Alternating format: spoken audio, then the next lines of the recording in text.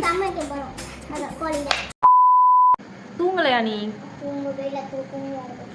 தூக்கமே வரவே இல்ல. ஏன் தூக்கம் வரல? கொட்டாய் வரும்னா வரும். கொட்டாய் விட்டானா வரும்.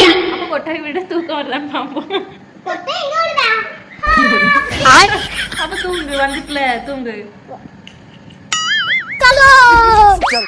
நான் பேசணும் போல இது குடு.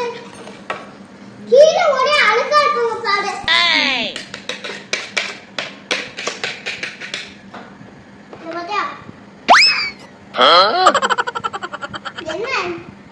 என்ன ஒரே சிரிப்பா இருக்கு.